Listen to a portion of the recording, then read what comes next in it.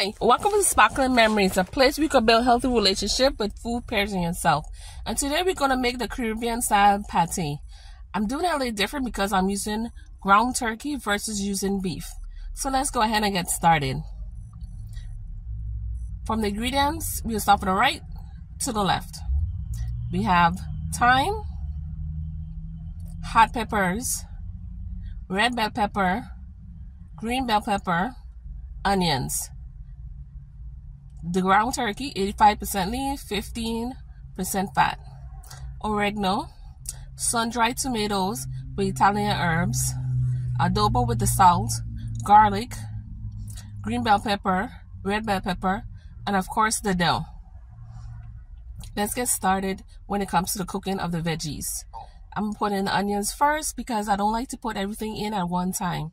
I like my onions a little bit more on the crisp side versus a little bit more cooked than the rest of the veggies, I would say.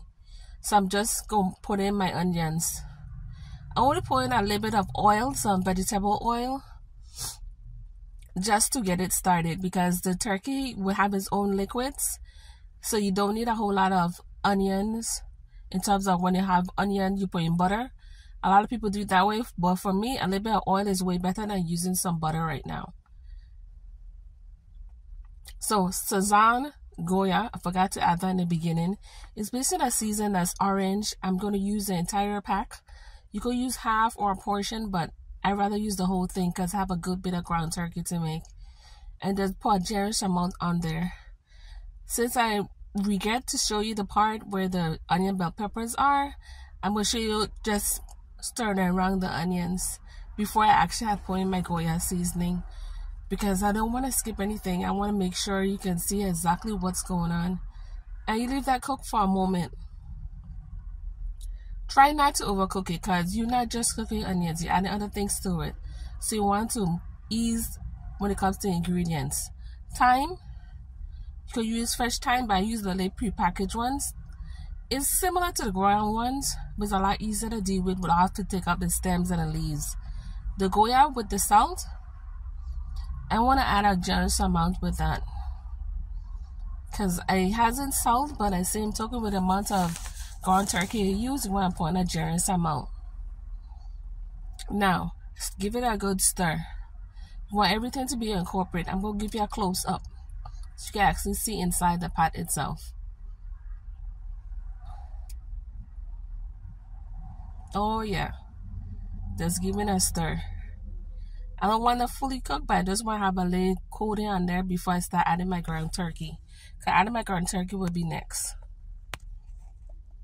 The cooking time, I would say about 3 to 5 minutes tops. Let me go ahead and get my ground turkey. Okay, so now I have my ground turkey. I'm going to just take my time and just scoop out some at a time. Because you know it'll be all pink when you first take it out. So you gotta cook it until it has a nice decent color and no longer pink, because you want it fully cooked, not just partial. So I'm going to show you exactly what it looks like having it on for about 5 minutes. So you start having a little color in the bottom. That's because it started to get a little glaze on there. Yes, I did use oil instead of butter, but you can use butter if you like, but I prefer the oil because I don't want nothing to stick to the bottom. So that's my preference. I would suggest using some, not a lot. And here's the rest of the ground turkey. So I have to basically piece those apart. When it's done and it's cooked, it will look something like this. They'll have oil in the bottom. And the thing is, it's not just the oil, it's the water from the actual ground turkey. So let's start with the flour because we're going to go ahead and deal with the dough section. I already had made my dough from scratch using my flour, my baking powder, my Crisco, and I also use a little bit of butter. I know I have butter Crisco, but I use my butter instead of that. And you add salt when you're making the dough. It is very simple. Now here I'm just kneading it. Now I'm going to come in with my rolling pin, because I want it a little bit more flatter and more round, so you can have space for the ground turkey to actually go in the inside of it. Because I know most people, when they make pate, it tends to be beef or saltfish. But the truth is, you can put whatever you want inside. I know I like to mix it up a little bit because ground turkey is a little bit more lean versus the ground beef. But if ground beef is your choice, you can go ahead and do the same step, but just use ground beef instead of the ground turkey. Now, let's go ahead and add the ground turkey to the center. Very important step. I did 1 and about 2 tablespoons of the ground turkey, and be careful to put it in the center of it. If you put in too much, you don't want it to run out when it's baking, because you could bake this or you could deep fry it. I'm going with deep frying because it's going to be a lot quicker and have a this one crisp on the outside versus if I had baked it. But it is an option if you want something healthier. You could actually use an air fryer so you could have that golden color as if it was in a regular oven and still have it fully cooked. But it would be for a shorter time if you use an air fryer versus using the over the top and a deep frying. So see me, that's me pinching the bottom. That's what you was looking at this point. So I'm going in with the fork now. That is to conceal any kind of liquid from the ground turkey to actually be coming out of the pate.